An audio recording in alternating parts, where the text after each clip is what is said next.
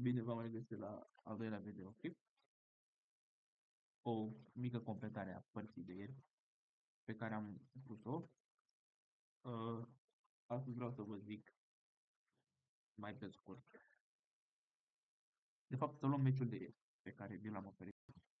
A fost cel din Arabia Saudită, care v-a spus 3 plus în cazul în care cota cade sub 2.03. E foarte bine. Cota s-a dus, chiar dacă nu mă înșel, că am urmărit cota înainte să înceapă meciul cu minut, s-a dus în 1.89. Mamă, deci era meciul ăla perfect. Era bine, băi, frate. Ei, l-am jucat, cred că cu 2 minute înainte l-am plasat. Adică cât să mai urc să scadă. Dacă era deja 1.87, 1.88, 1.89 s-a dus. Am zis într-un minut, n-are că să mai urce să se ei, că spre imposibil, nu imposibil, dar foarte greu să mai urci într-un minut. Că atunci vin banii, smart, over, te duc bani pe under, te duc banii de ce au venit pe over, ceea ce mie mi-a confirmat că modelul meu dată greș și l-am pariat. Azi am găsit un meci, doar la fel de la într-o oră, deci pe 4. Ceva în Israel aici, bă, dar nu mai știu pe care. Uite pe ăsta l-am băgat și la foc. Ne vom începe Expedia. Ca să căutăm da, meciului. Și ne spunem că se numesc ăștia. Israel. Alex. Hai să căutăm aici. Alex Nord. Ăsta. Meciul e...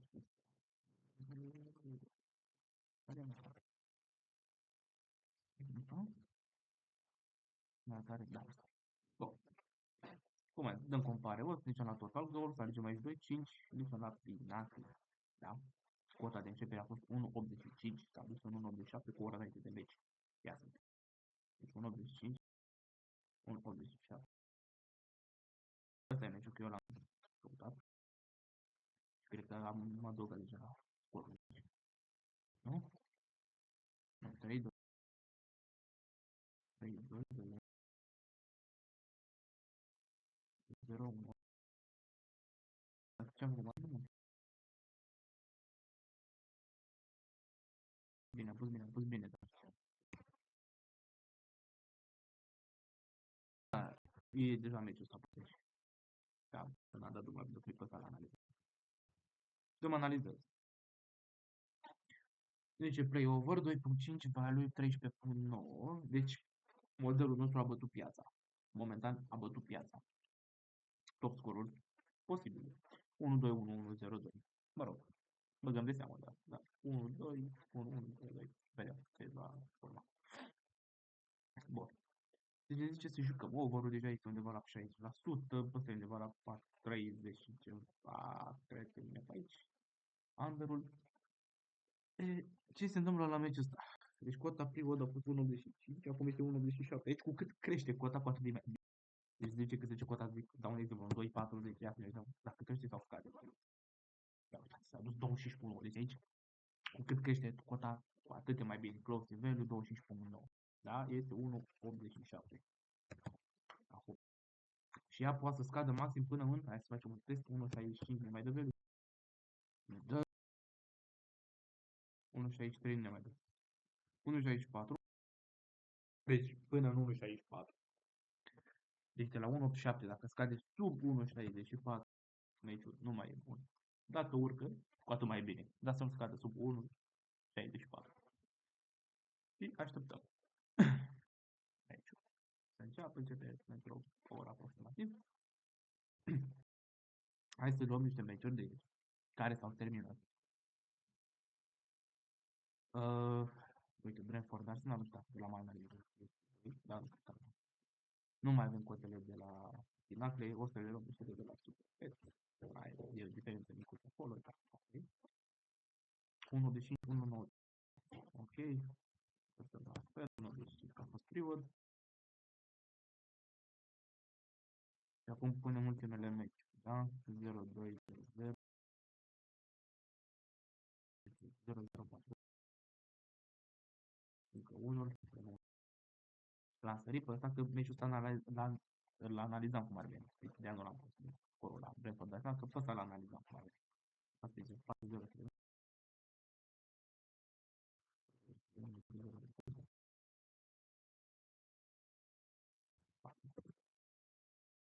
Să analizăm. Dă skip. Pre-value este 2.2. Closing value este 3.6. Ca să ne fie overall, e clar, peste 50%, Android este sub 50%, dar ca să fie bun de păreat, să fie minim 6, minim 6. Top score-ul pe file 1, 1, 1, 0, 0. 1. Da. 1. Hai să vedem. Mai luăm aici, care s-a terminat. Aston Villa Brighton, mamă, hai să le luăm așa fără de să primă. N-avem cotele de la super, de la prima, dar o să luăm cele de la Superbet. Da? Bun. 1,63.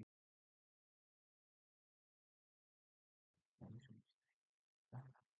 Acum adăugăm meciurile, ultimele meciuri 0-1-2,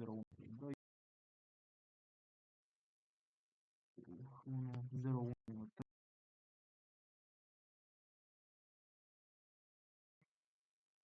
0-1, 3-1. Da? Fiți atenți, nu vă vor și 2-1. Vreau să ne păsare 1, 2, 2, 1, 1, 2, 1, 1, 1. Cel mai ultim meci a fost un analizează. Skip. Da, prevalut minus, closing minus. Top scoruri. 1, 1, 2, 1, 1. Scor final când a fost? Da, aici toate la opțiuni. Deci 1, 1, 2, 1, 1, 2, scor. N-am avut value, n-am pariat. Deci chiar cu toate că over-ul a fost peste 50%, da? A fost peste 50%. A fost undeva la, cred că e 58. Da? Mai luăm un meci? Hai să mai luăm un meci. Luăm, nu știu, luăm Burnley cu Crystal Palace, luăm Burnley. Hai, da? Mai luăm și pe ăsta și cred că ajunge să fie de deci 2, 0, 1, 7. Voi luați cotele de la Pinnacle, da? Nu le luați de pe scor. Eu le luați pe scor pentru că nu mai sunt pe prin aplicația. Deci 1, 3, 0, 0. 1, 1, 0,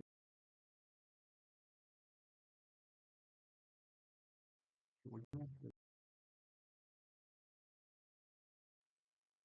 0, 3, 1. 0, 2. Ultimul. Da, uite. Skip. Prevalue minus, closing minus. Under-ul a fost peste over. Deci clar să așteptați programul, zicea, bă, poate fi under, dar noi nu prea ne interesează de clasica asta, v-am spus și el. Top score 1-1-1-0-0-1. Da. A fost 2-3. Ok. Asta nu înseamnă, cum v-am spus și eu, nu înseamnă că dacă dă skip, un meci nu poate fi de 3 plus. Dar noi jucăm ceea ce programul ne zice că e de jucat. Nu jucăm altceva. Ne-a zis programul că e de jucat, am jucat. Nu ne-a zis asta, să vedem. Da? Hai să mai luăm meci ultimul, da? Să luăm pe asta că a fost 0-0, se pare interesant. Ne dă de aici. Vedea că jucăm sau să nu jucăm. Hai să luăm prima dată cotele, după băgăm rezultatul. 1, 8, 1, 7.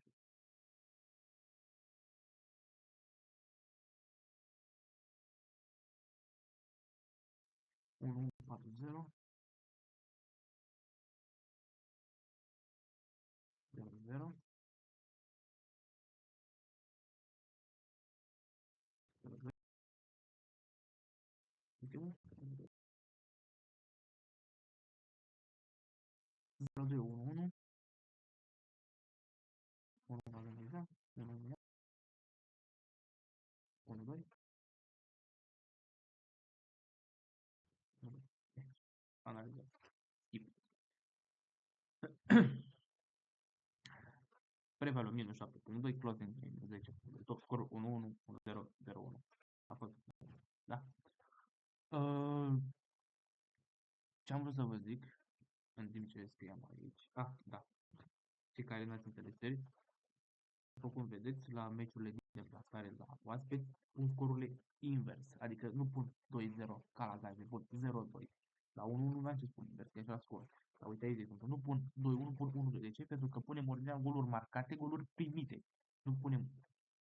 primite marcate. Punem goluri marcate, goluri primite. Aici la gaz se pune exact cum e, 1-1-4-0. Deci sunt goluri marcate de gaz de acasă, goluri primite. Vezi? Nu. Deci prima dată se pun golurile marcate și pe golurile primite. Da. Cam asta a fost și videoclipul pe azi. Așteptăm meciul acesta să vedem ce se întâmplă cu el, dacă cota scade sub 1,85, mai jos de 1,64 sau urcă, cu atât mai bine dacă urcă, dacă scade sub 1,64 nu e bine. Da, îl așteptăm cu minut. Hai să vedem ce cotă e și îl jucăm sau îi dăm. Da, o zi bună tuturor.